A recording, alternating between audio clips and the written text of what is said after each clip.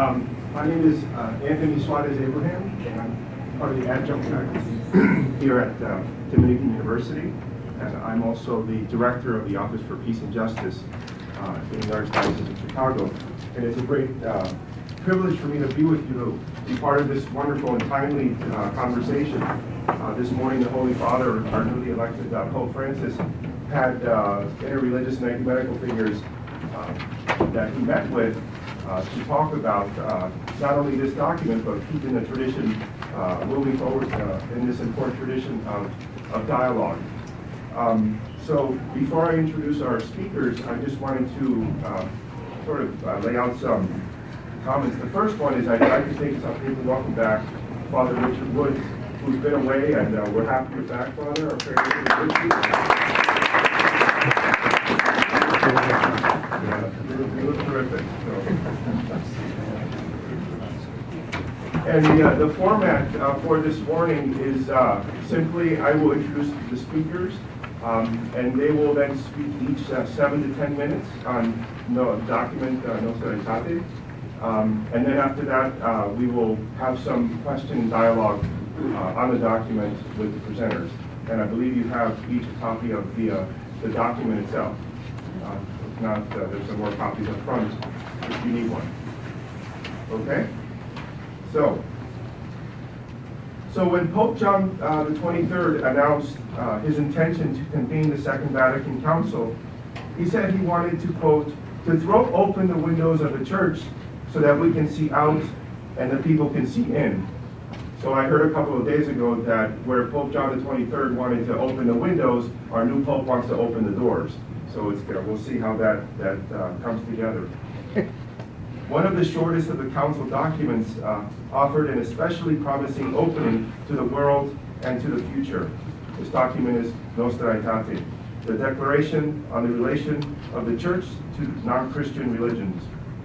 A fitting way to remember the council in this 50th anniversary year is to return to this document and read it in the light of interfaith experience since the council and with attention to the signs of the time. This morning we have three prophetic voices to guide us in this most important text of the Second Vatican Council. Our first guest is Rabbi Damsky, and she began her tenure at the West Suburban Temple, Har Zion, in July 2010. Previously, she was both the rabbi and education director for a congregation, or Shadash, in Scottsdale, Arizona. She was ordained in 2006 by the Ziegler School of Rabbinic Studies in Los Angeles. She also holds 2 master's degrees, one in Rabbinic Studies from the University of Judaism, and the other in Jewish education from the Jewish Theological Seminary. Rabbi Robin's path to the rabbinate began when she was in her early 40s. The death of her grandfather was her inspiration. She tells us, quote, I wanted to honor his memory with my life. And she said, and studying to become a rabbi was the best way to do that. My grandfather had a strong commitment to serving others and to strengthening community. Both of these are cornerstones in my rabbinate that I facilitate through a deep love of people and a focus on relationships. Welcome back to Dominican University, Rabbi Rabbi. Our other speaker is Professor Inamul Haq. Professor Haq teaches in the Religious Studies Department at Elmhurst College and is also a colleague of mine at the Catholic Theological Union in Chicago. His area of expertise is in the field of Islamic studies. Previously, he has been principal of 2 Islamic day schools in Chicago. He is a founding member of the International Strategy and Policy Institute, an Oak Brook-based think tank. He served on the Chicago Committee of Human Rights Watch and on the board of the Cardinal Bernardine Center of the Catholic Theological Union. He is also an honorary imam in Chicago. He has been frequently interviewed by local media, including the Chicago Tribune and PBS, regarding issues covering Islam and Muslims. Professor Haq studied at International Islamic University in Islamabad, Pakistan, and at Drew University in New Jersey. Professor Hawk, welcome back to Dominican University. And of course, our very own Father Richard Woods from right here at Dominican, who, as many of you know, is a Dominican priest. And he was the Dominican University's Lund Chair from 2009 to 2010, the first time this prestigious honor was accorded a faculty member and not an outside scholar. He was born and reared in New Mexico and pursued undergraduate studies in Washington, D.C., New Mexico, and Iowa. I was curious about that. Three states where you done? I became a Dominican.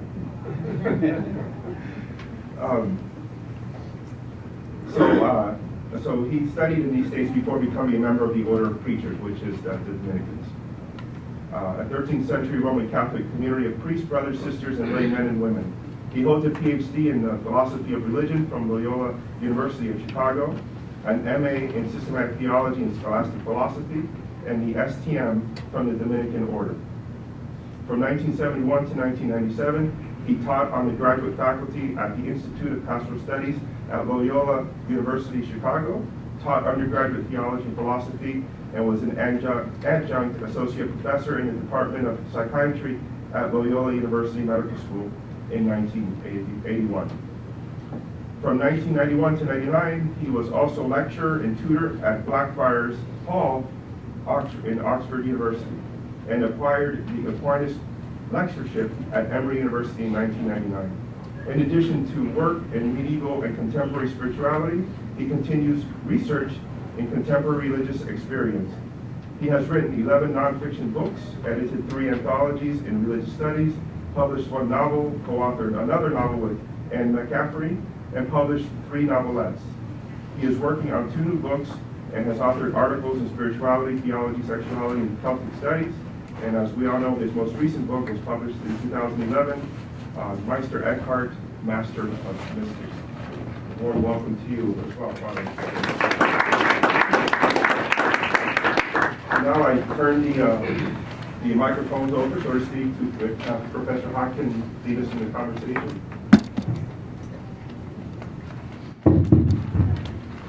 Thank you very much for inviting me to be part of this discussion. It's an important time. We have about now almost half century of this document, and we are also witnessing change in Vatican. I think that Muslims and probably Jewish communities are both happier with the change which is taking place, as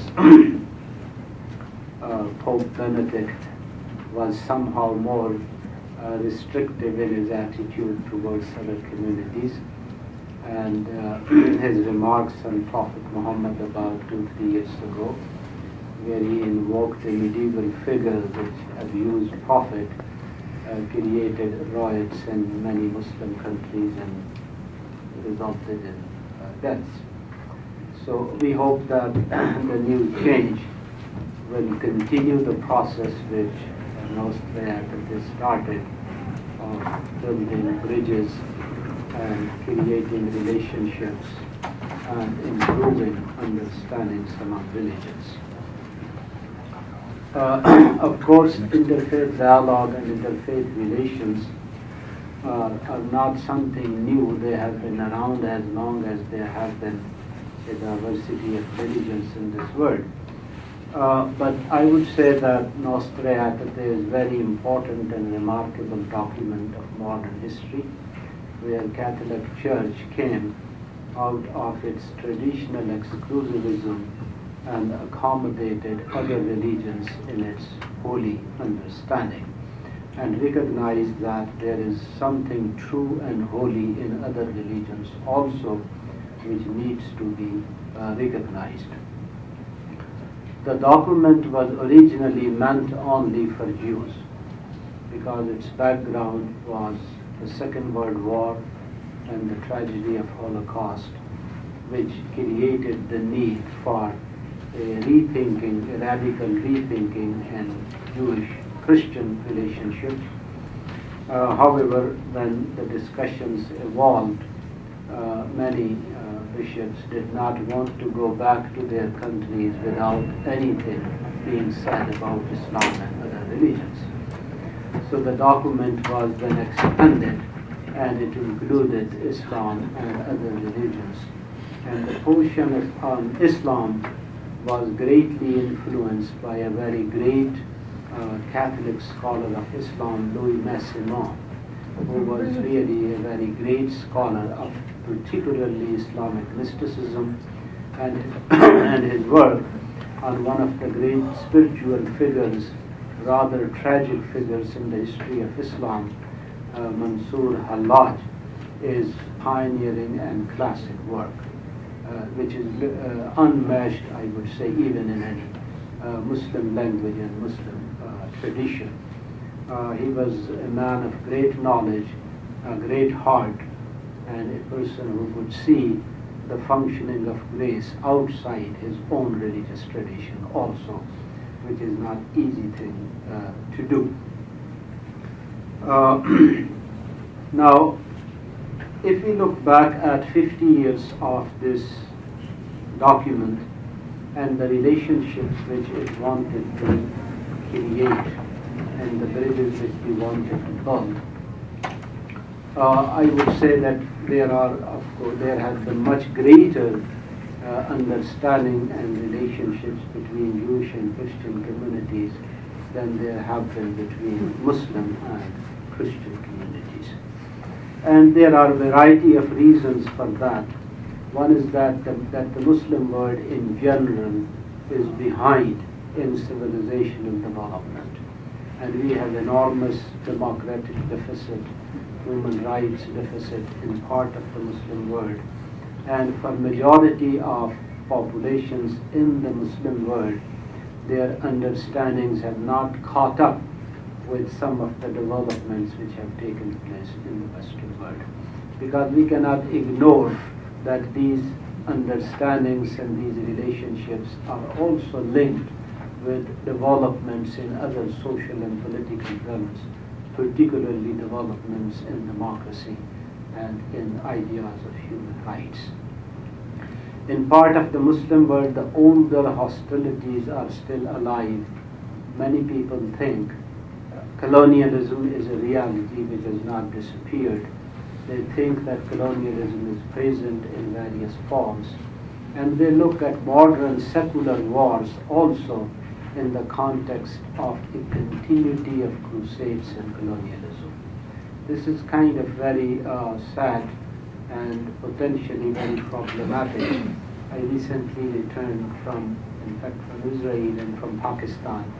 And in northern areas of Pakistan, still the victims of American war are, their graves say, the victims of Second Crusade. So you can see that how they are looking at these wars and how they are looking at their victims. Muslim societies in their recent history, they have been much more engaged with Western secularism and modernity than with Judaism and Christianity as religions. Because Muslim world has been hit hard with the invention of modern age, modern ideas about the nature of human life, and in fact scientific and technological developments which took place in the Western world and where they are virtually left behind. Islam traditionally has been a religion which is very comprehensive and overarching, that there is no aspect of life which is not guided and regulated by religious teachings. So secularization in Western sense, where we separate religion and politics, economy and religion, even social life and personal values from religion, and now even religion we study more in a secular sense. This kind of secularization has not taken deep roots in Muslim societies, and it remains, if it exists, it remains limited to a very small, narrow elite which has opened into the Western world, and the societies at large has not been touched by these trends. So here there is a kind of difficult language which two societies speak. As I said, that secularity, the idea of a universal reason which can structure human society and can solve all problems, has not been generally accepted in the Muslim world, and their worldview remains pretty much within the traditional Islamic discourse and Islamic universe. So therefore, sometimes in order to better understand a Muslim society, we need to look at the various shades of religion which exist in the society, rather than thinking strictly in terms of secular and religious as we do in Western context. There are internal declines in many Muslim societies where we see that societies are disintegrating. They are on a very wrong path, they are on a very slippery slope, and many societies, their political failure, their economic failure, and Western wars, which are sometimes imposed upon them. We are now maybe mourning the 10th anniversary of the Iraq War, the Afghan War, which is more than 10 years old, and many other conflicts in the world, which have in fact contributed to decline and to disintegrate the societies which were already very fragile and not strong enough. And it has also unleashed some of the traditional hostilities within Muslim society, particularly sectarian divisions between Shia and Sunni Islam, which have become increasingly more violent and lethal. And as different forces are using this fault line to advance their own advantages. So these are the difficulties which are involved in building relationships, because only societies which are strong and stable, they can think on building relationships with neighbors and other communities. However, after the tragic events of 9/11, there is much greater realization in the Muslim world, as it is in the other world too, that we need to have better understanding of religions, and we need to build better relationships across the board. So I would say in post 9/11 world, I have seen enormous growth in interfaith work in Muslim communities, here and abroad. And one important document, I would like you to look at it when you get a chance, is A Common Word. And this is the website, acommonword.com. A Common Word is a statement which was developed by more than 150 scholars of Islam about 6-7 years ago. And that document is somewhat similar to Nostra, Aetate, that it talks about Islamic understanding of relationship with other religions and underlines the importance of mutual understanding in our time and age. We all believe that religion remains, despite more than 100-200 years of secularization, religion remains a very important force in human life. So the question is that how we use the power of religion. Do we use it to create a better world for all of us, or we can sharpen it as a weapon of war and use it again as violence, as sometimes we all did in history. So that is a challenge which we are all facing. And I stop here, and I hope you will have intelligent questions for me later. Thank you.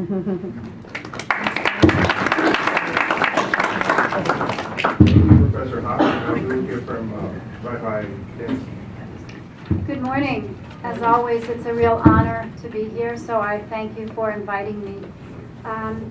I think that probably the most appropriate beginning is to say that we have a joke in Judaism which is not at all a joke, which is 2 Jews, 3 opinions. And so whereas the Catholic Church has certainly different churches around the world that have different relationships with the Vatican, Judaism doesn't have that centralized organization. And so in Judaism there are three main denominations.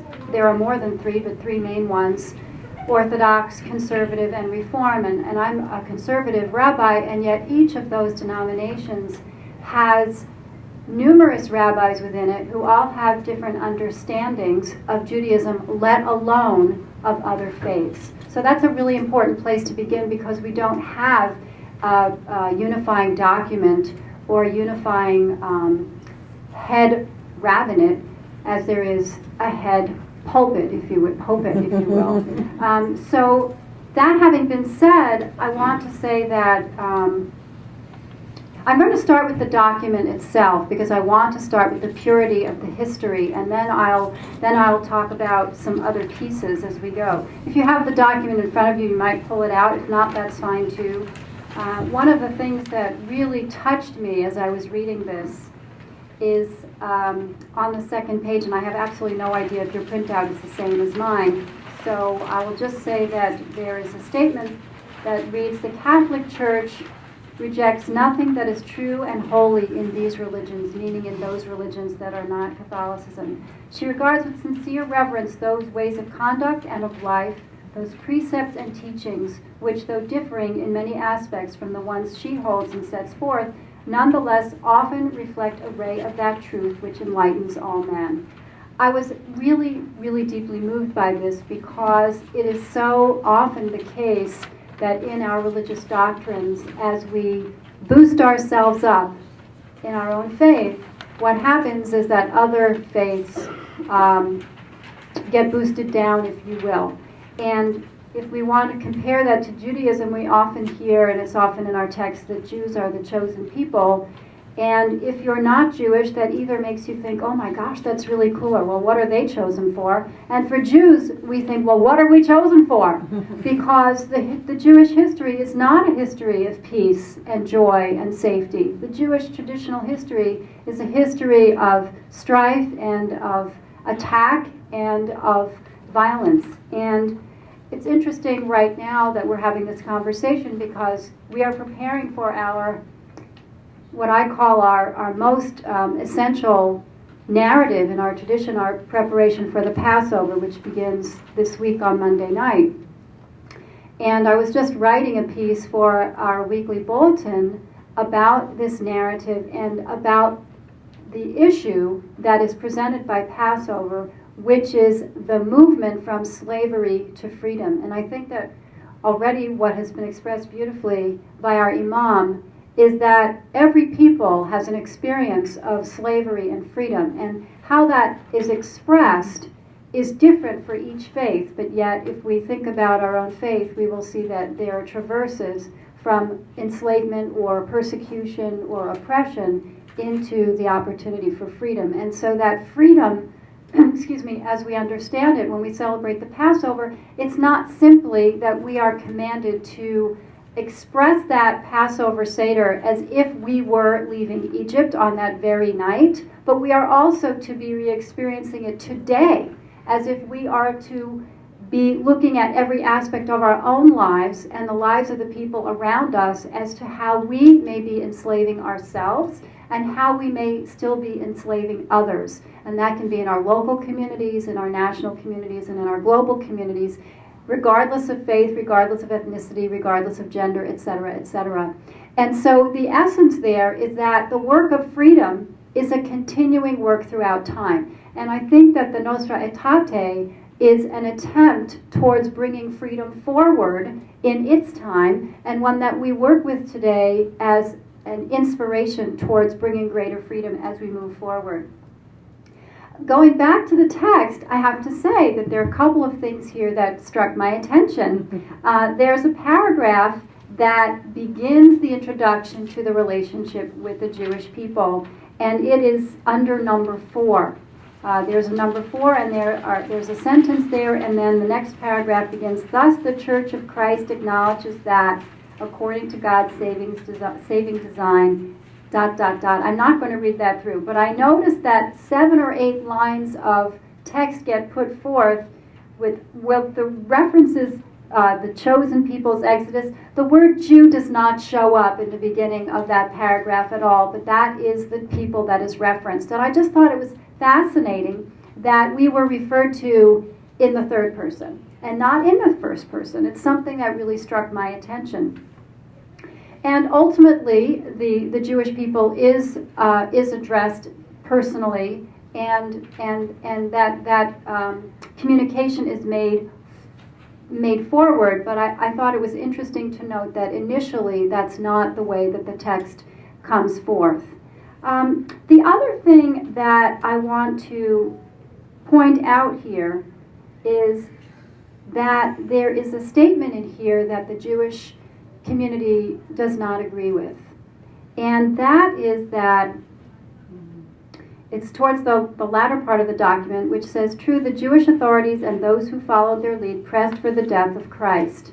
Now, this is taken from your texts, from John 19:6, and I also noticed there are other of the Catholic texts that agree with this perspective, and yet in Judaism, that's not how we understand the death of Christ to have come about. And I think that this is a really interesting point, because when we get out of this wonderful document and we get into the way that Jews and Catholics relate around the world today, there is much pointing out on either side of this particular issue. And the Jewish faith was not a faith that crucified people. It was not a Jewish practice. That is not how people were brought to court or brought to justice in Judaism. There are some other very unpleasant ways that people were brought to death. Stoning, hanging. There's another one, lashing. But hanging somebody up on a cross was just not a Jewish practice. It was a Roman practice. And so this particular little piece, which seems to be a very little piece, according to the Jewish community, is a significant piece. And the interesting thing is that there are even later Jewish texts that take a lead from this text in John and agree that there were some Jewish leaders that were pushing for this, and yet that is almost a response to the Christian text as opposed to the true Jewish history. So I think that one of the issues for us to consider is, it's one thing to say, I forgive you for what you've done. It's another thing to say, oh, well, maybe you didn't even do that in the first place. And that changes the dynamic between the two faiths. So that was a piece I felt that was really important to raise. I also want to say that in the current world dynamic, I want to actually laud you on the new Pope and hope that he is wonderful for those of you who are in the Catholic faith, as well as for those of us who are in world faiths. I want to say that when it comes to religious dialogue, I think that the Jewish population is much less concerned at this point with Catholic relations or even Christian relations in a more broad context, but we are actually much more concerned with Jewish-Muslim relations. And that is pointed out most highly by the state of Israel and the surrounding countries, which are mostly Muslim countries, and the challenges that Israel faces with regards to those countries. And again, with the advent of 9/11, the fact that many people in this country are saying that this was a Muslim act against Americans. Some people then take that to mean that all Muslims are a problem. And the most interesting thing that comes out of situations like this is, first of all, it obviously stresses Jewish and Muslim relations, but I want to take it a step further, which is that there are texts that say readings that say today that Jews are responsible for 9/11, that Jews are responsible for the fact that Chavez just recently died because some Jews managed to give him some kind of something that caused him to get cancer. And it's just a fascinating thing that Jews, particularly Israelis, but Jews in general, get blamed for the most unusual things. And so bringing it back, that the stress between the Jewish population and the Muslim population, with the Jewish population fearing for its survival, particularly in Israel, That has fallen over to the United States and to Jews in other parts of the world, to the point where many will not even be willing to dialogue. And that's a problem. That's a problem, because if we can't talk to each other, there's no way that we can possibly resolve our issues. On the other hand, there are some who say that that's the only way we're going to make any peace, and we must begin to have these dialogues. So I think that that this document, and I will say personally that my specific the warmth with which I've been not only received but invited into this community and consistently treated with the utmost respect, I think that there is much, much, much less stress in the Catholic community with relationship to the Jewish community than there has been in years past. And I think that that probably says what I needed to say. Thank you.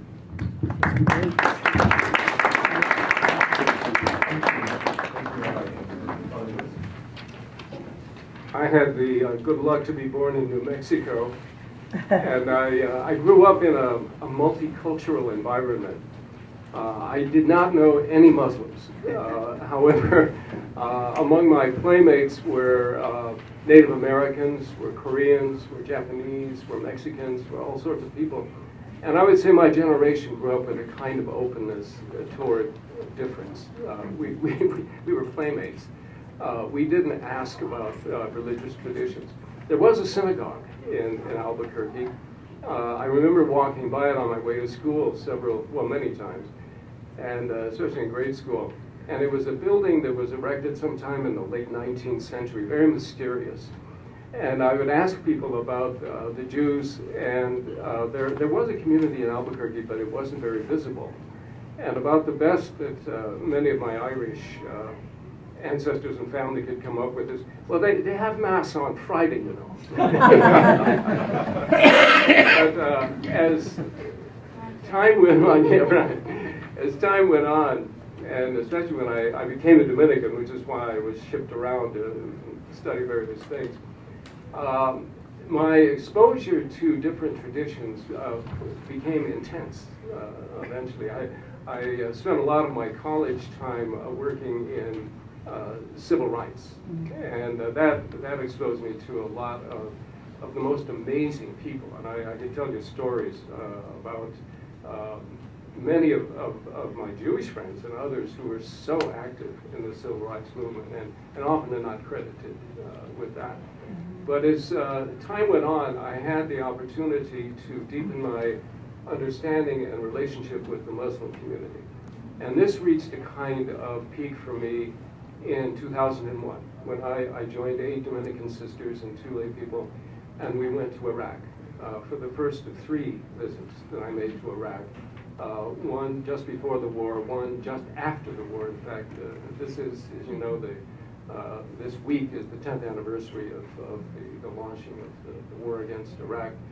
And again in 2004. And so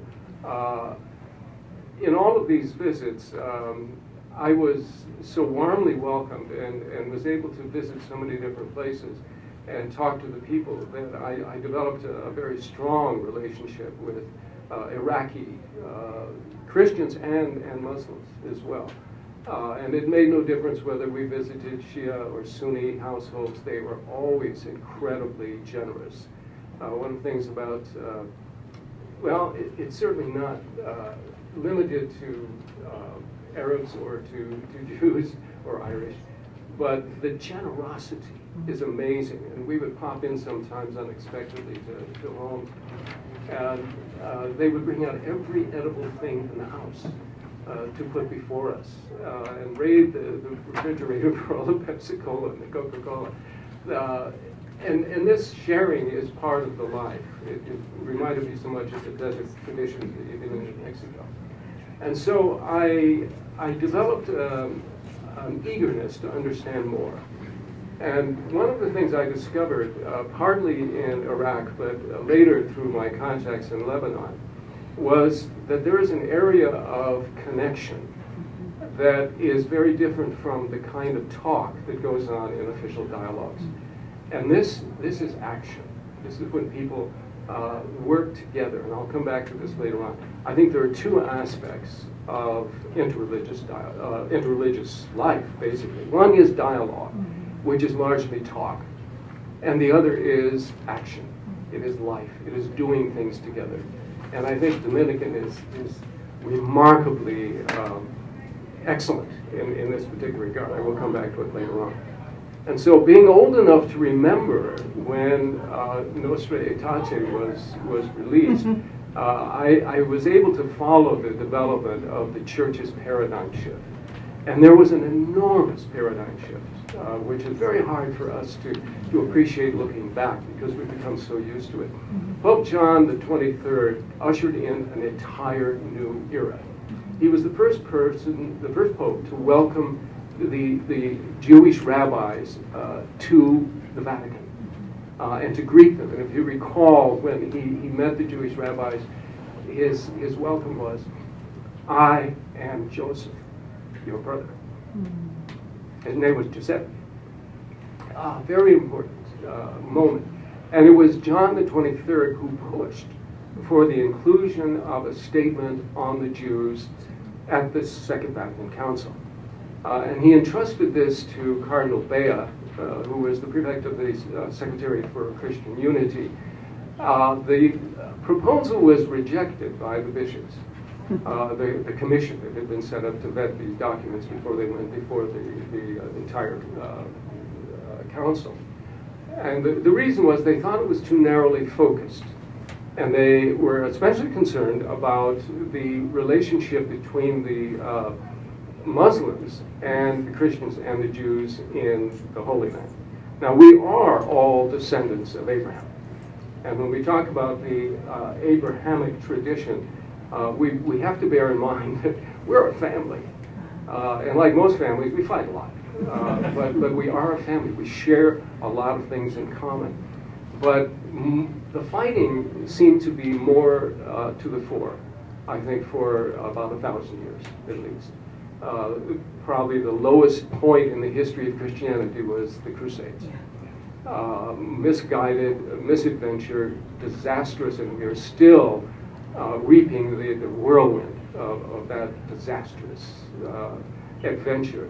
It's very much like the war against Iraq in 2003. As members of a common faith, in that sense, an Abrahamic faith, we have much to learn from one another. And so it became necessary, in a sense, to broaden the focus. And to make it very brief, because I think Professor Hack and Rabbi Damsky both mentioned the itinerary of Nostra Aetate. It was eventually sandwiched into the decree on ecumenism, and that didn't go over either. And so they eventually pulled out two paragraphs, two long sections from the decree on ecumenism. One became Nostra Aetate. The other became Dictatus Humani, which is the decree on religious freedom. And these became decrees in their own right. And this is the ultimate paradigm shift, I think, of the Catholic Church. What was going on behind the scenes is very important as well. And we see that in Ad Gentes, which is the declaration on the missionary activity of the Church. And the shift was away from missionary activity as converting the heathen, the infidel, those perfidious Jews, as they used to be called before the Pope changed that. And again, it was John the 23rd who removed these awful terms from the Easter liturgy. And so it was no longer seen as incumbent upon Christians to convert people to Christianity, but to enter into a loving and mutual understanding, a dialogue. It did not involve abandoning the truth claims of Christianity any more than it threatened the truth claims of Judaism or Islam. They're different. And so what became much more important to us was recognizing, appreciating, and celebrating the differences that unite us and do not separate us. So I would like to end, in a sense, with a look at the very conclusion of that document. It's in the 5th paragraph, really. And one commentator recently said, this document should be read from the back to the front. Start with paragraph 5. We cannot truly call on God, the Father of all, if we refuse to treat in a brotherly way, and there's a lot of sexist language in this because it goes back to 1965, any man or woman created as they are in the image of God. Men and women's relationship to God, the Father, and his relationship to his brothers and sisters are so linked together that Scripture says, he who does not love does not know God. No foundation, therefore, remains for any theory or practice that leads to discrimination between man and man or people and people, so far as their human dignity and the rights flowing from it are concerned. And then this final statement is, I think, breathtaking. The Church reproves, as foreign to the mind of Christ, any discrimination against men or harassment of them because of their race, color, condition of life, or religion. On the contrary, following in the footsteps of the holy apostles Peter and Paul, this sacred synod ardently implores the Christian faithful to maintain good fellowship among the nations, and if possible to live for their part in peace with all men and women, so that they may truly be the sons and daughters of the Father who is in heaven. That's important. That is the paradigm shift. And it needs to be attended to. Now, the very last thing I will say is about action, experience, and not merely talk. It's very easy, and I've done it for years in Lebanon and Beirut. We have conferences, Christian dialogue with the Muslims there, and wonderful stories I can tell you about that. But it is doing things together, and this is where the Interfaith Youth Corps, I think, is so astounding, and what it has done within this community, because it is very much like the civil rights movement. It's one thing to say that all men are created equal, etc. It's another thing to get to know them and to do things with them. And what worked with the civil rights movement was going to the homes of people who are of a different race. And one of the things we did was we brought black kids from the south side of Chicago up to River Forest and Oak Park, and the kids from Fenwick, we took them down to the south side of Chicago, and we met the people and we talked to them. We had dinner with them. We didn't talk about religious differences. We talked about life experiences. And it is a wonderful way of promoting exactly what we're talking about here. What makes it work is love and the desire to understand and to be one with people, no matter what their religious tradition might be. And so the church has embraced dialogue with Buddhists, with Hindus, with Sikhs, and certainly among the Abrahamic traditions. This is what we do. This is what we now are. And I hope you can appreciate what a huge shift this was in the thinking of Catholics and many other Christians.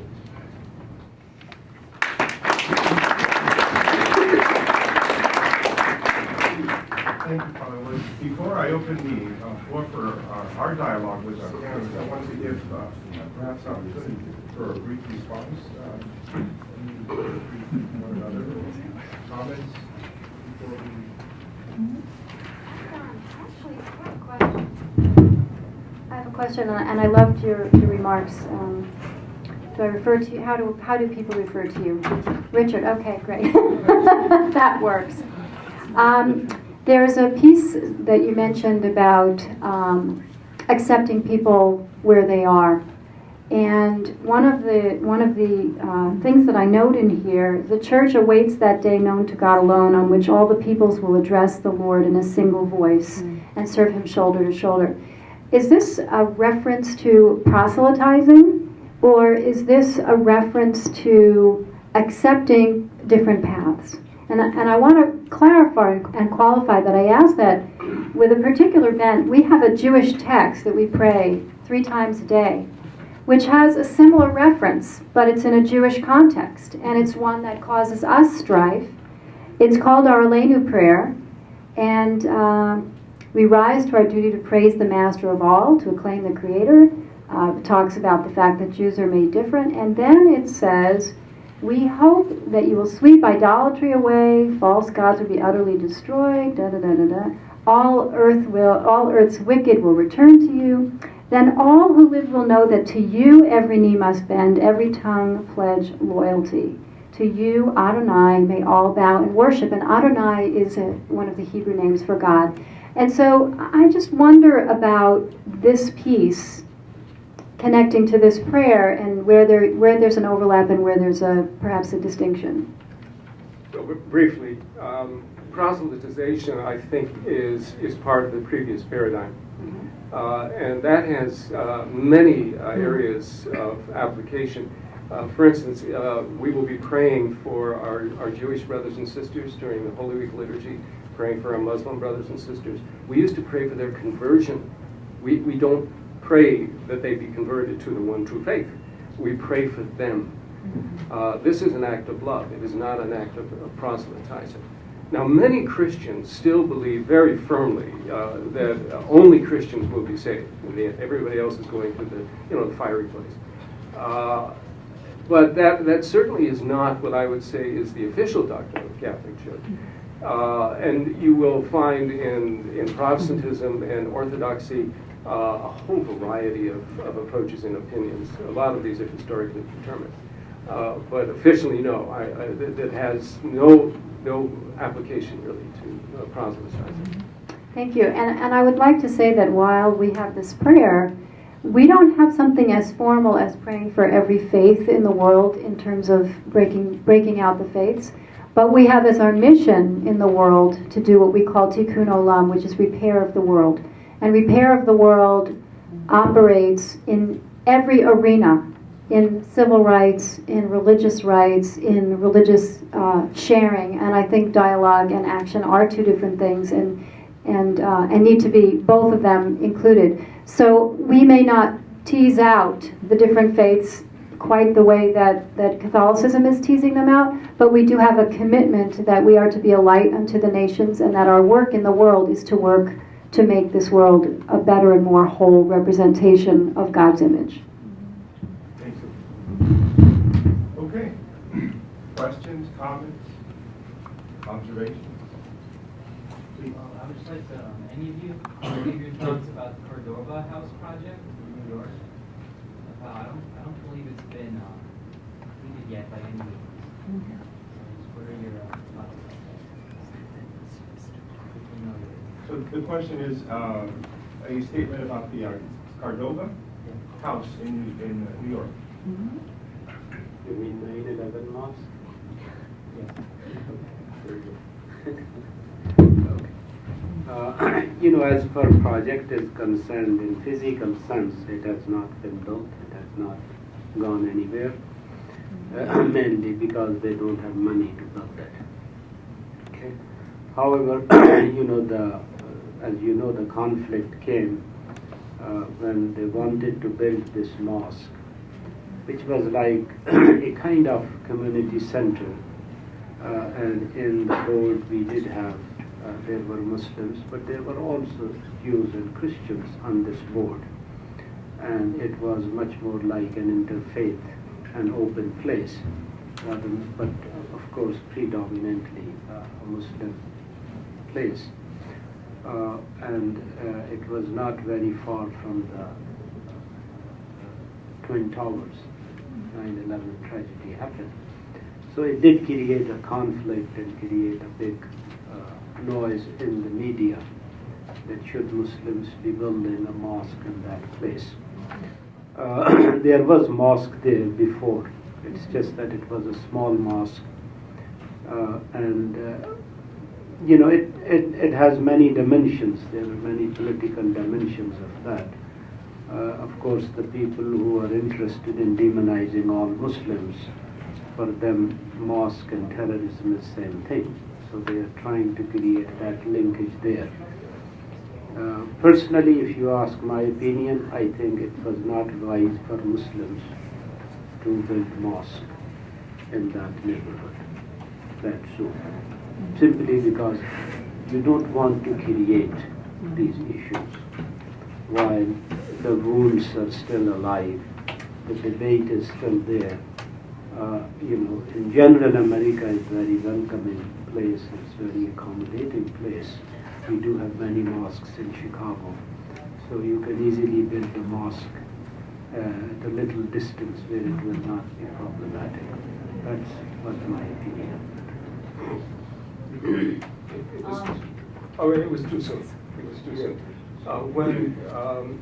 Shortly after 9/11, there was a poll done at the University of Illinois, and the question that was asked was, are all Arabs terrorists? The majority of the students said yes. Okay. All Arabs are terrorists. Many Muslims, good American citizens, were targeted and some were killed simply because they were Arab, not necessarily even Muslim, in retaliation for what was perceived as a religious act, when it was simply an act done by people who happened to be of a certain religious faith. And the hypocrisy involved in this, while unintentional, is blatant. When we look at the terrorists who have done so much damage in America, who have killed so many people, the majority of them were Christian. But do we say that Christianity is a terrorist religion? Are all Christians terrorists? It wouldn't even occur to us. But as soon as 9/11 occurred, all Arabs were terrorists. And you can follow this kind of logic in the films that were made right after 9/11. Invariably, villains turn out to be Arabs. We're schizophrenic when it comes to that. We might have movies like Aladdin, and, the rest of them, but when it comes to understanding difference, we tend to be so insular and isolated, and sometimes viciously monochromatic in our approach, that it's very hard to recognize what I call the American ethos. So they shouldn't have done it, yes. But there was a time when it could be done, and it should have been able to be done. Let me put it that way. I would like to bounce off what's being discussed here. It's interesting to me because I like interfaith dialogue and I like to always see how people can communicate and react. And the whole issue with the 9/11 mosque, it's like Professor Woods, you mentioned that, these people who identified Arabs as terrorists and whatnot, and it was too soon.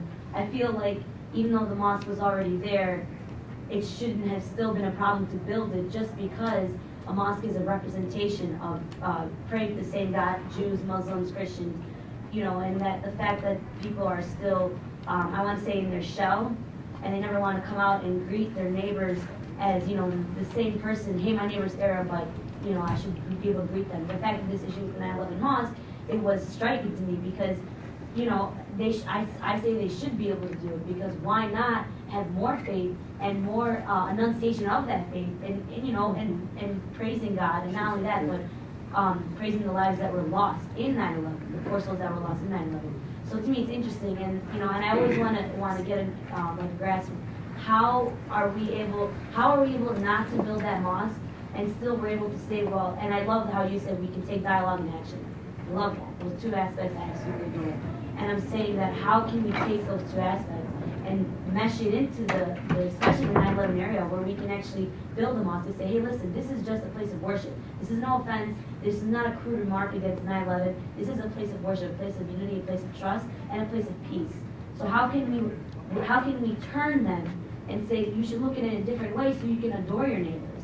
I've always wanted, because in Harwood Heights, where I live, they wanted to build a mosque a couple blocks from where I went. And I went to the board meeting, and it was me against about 50 other people. And I was listening to everyone's remarks, and it seemed to fall back at the same issue.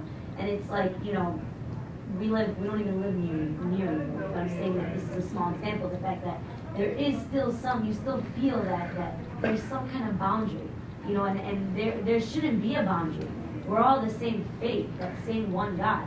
It should be able to accept it, you know, and it wasn't, of course, it was, the ordinance was denied, it wasn't built, you know, but it's the fact that there should be some kind of comfort zone, and I want to, I've always wanted to tell people, you know, how to approach people with different faiths, different, you know, always be welcoming one another. And I just want your perspective on how do you approach someone who doesn't want to build a mosque or synagogue or church, let's say in the different religious communities, and how do you approach them in a different way? Say, listen, this is not about, you know, what happened in the past. This is about what's here, what's now. This is about how you think of faith, how you think of God. If I believe in the same God as you, I should be able to.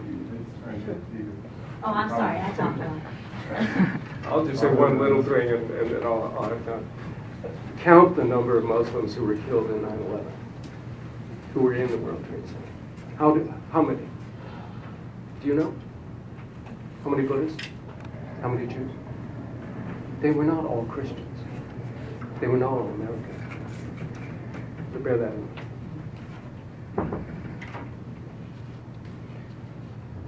You know, one thing is that there is no mosque which is built without fight in this country. And right here in Chicago, there is not one single mosque. Then when it was planned, that the neighborhood came and they wanted to stop it. Okay. But eventually it was built. Okay. So part of the problem is that we are dealing with an ignorance which is quite widespread, and the political context in which everything is seen. Because many people will look at a mosque, some kind of political institution, not a place of worship. So, you know, they want to stop it. So, you know, again, you are right that, you know, they could have built the mosque there. But it's one thing that what is your legal right and you can do, and quite another what is wise and unwise. Okay, so as you know, at Dominican we have a lot of international students that come from all different types of faith and social backgrounds. And I was talking with a friend from Saudi Arabia who is also Muslim, and we were talking about our religious and backgrounds, and because I'm Catholic, and I was with another girl who's also Christian, and she's Muslim, and she was telling us about her faith, and then we were telling her about our faith, or the way that Christians believe in God, is how He is loving, and that no matter what happens, He'll always be there for you, no matter which path you take. And she kind of looked at me with shock and was like, oh my gosh, like I don't feel that way about my faith. And then I said to her, I responded, well, you know, it's all the same God, no matter which monotheistic faith you belong, we all believe in the same God. And I was wondering, is there anything going on with the Christian, Muslim, or Jewish faith where you guys are letting not only young, but all people of the church know that our God is a loving God, and no matter which faith you are, He will always love you? It's a great question. I want to start by saying that not all of us call God He. Okay? And for some, that's a really big deal. There are some that call God She. I wouldn't necessarily go there, but many of us don't see God as gendered.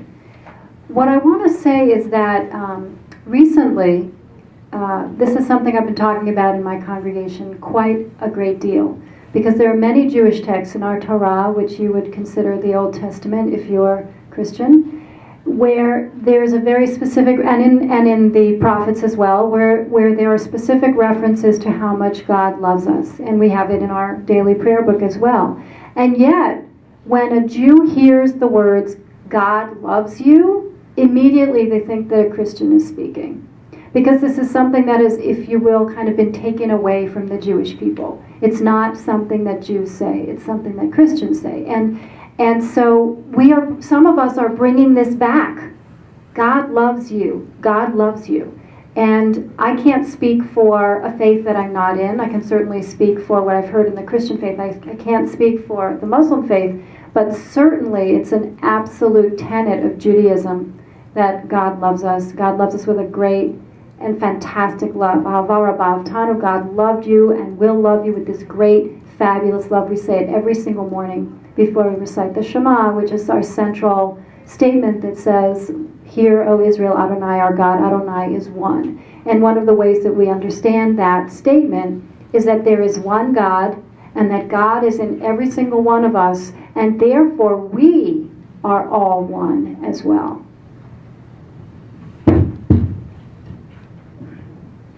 You know, as Rabbi said, when you have a language which is religion specific, sometimes it can create negative images among other people too. So, because Jews, especially and Muslims too, did not have very good experience of Christian love. So sometimes they become very fearful if you tell them you are loving them too much. So, you know, there are two things here. One is that how we perceive God in our traditions. And I would say that yes, Islamic idea will be the same, God loves you. And the most commonly mentioned attribute of God in the Quran is merciful, God the merciful. So mercy is his, you know, overarching attribute. However, we do have God's attribute in which God does justice. And when he does justice, he also punishes some of the wicked. So God is merciful, but God is also just. You know, he doesn't take oppression and wrong which is done to other people. Another broader and general point is that in Muslim culture in generally, and I can assume this girl doesn't know much about Islam, what you are telling me. Generally in Muslim culture, theology is not generally discussed and mentioned. Islam, much like Judaism, is more focused on doing. Okay. So there is much focus on what we do than really on what we believe, because belief is taken for granted. It's a truth which you know, it's obvious. So you don't talk about God, because God is not disputed or contested. You do talk about what does God demand, what he is asking for you to do. So generally Muslims will talk much more about the obligations, the law, whether certain act falls within the boundaries of religion or not. So theology is not part of general conversation among Muslims as it is among Christians.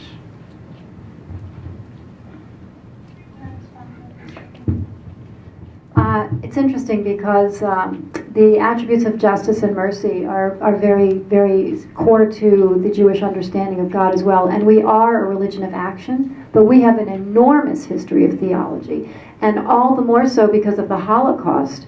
You can be a Jew and not believe in God. There are many Jews who are atheist. So being Jewish can be a cultural experience. It can be a family experience or historical experience. It can be a food experience or a holiday-related experience without someone believing in God. And yet we have a grand tradition of theological dispute. We are the God wrestlers. Israel means those who wrestle with God, and we're still trying to figure it out. You mentioned Louis Massignon, who works his whole life really on Al-Halaj and the Sufi tradition, which we don't hear a lot about, but became a particular object of my interest. And I've done two papers on the Sufi tradition, comparing it to Christian mysticism, basically. And the writer who has fascinated me recently is Ibn Arabi, who was in our temporal frame of reference, an early medieval mystic theologian, one of the greatest writing Sufis of all time. And what you find in the Sufi tradition is a tremendous emphasis on love. And often God is referred to as the friend or the lover. And while not all Muslims would regard Sufism as completely orthodox, it is a tradition that won't go away. And consequently, I think it is an important witness to the centrality. They have found something in the Muslim tradition that has always been there. And you know, please God, will always be there. Question?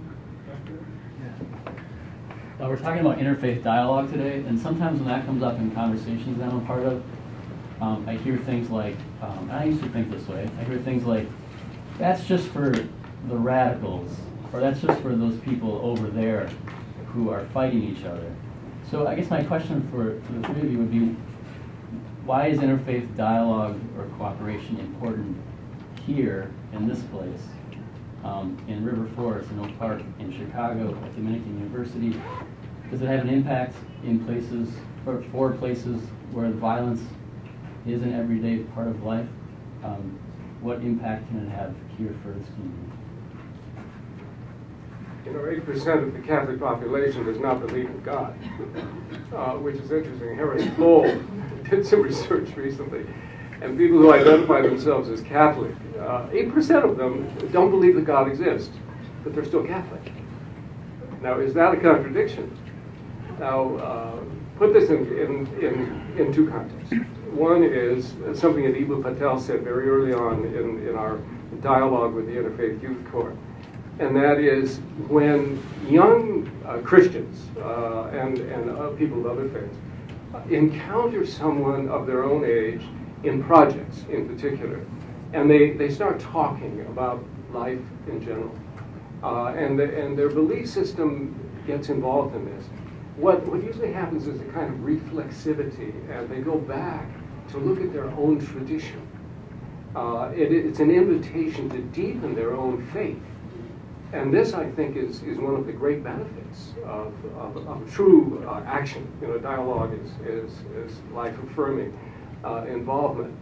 And the second thing is that as I was in Japan for a while, I've been in Jordan, and I've been in Lebanon, all these places, Iraq, and I found myself going to the mosques, going to the temples. In Japan, I went to a Shinto temple. I was invited by the Sisters of the Sacred Heart.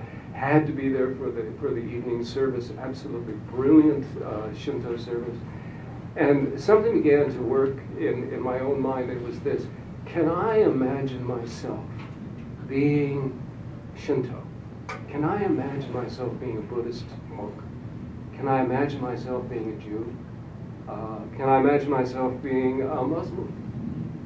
And if I can't, there's something missing, I think, in my understanding and my acceptance and my love.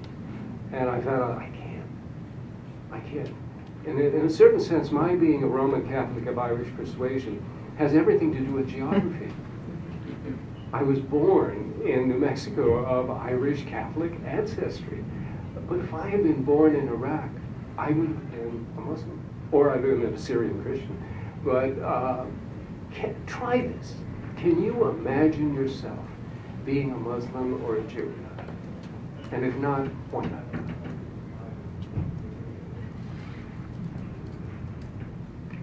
It's quite beautiful, Richard. I had a rabbi teacher who said all paths lead to the same God. I did a special Rosh Hashanah New Year retreat with him, and we began the retreat by doing Sufi dancing, and we incorporated throughout our celebration of the Jewish New Year Christian prayers, Muslim prayers, yoga, and just about Buddhist teachings.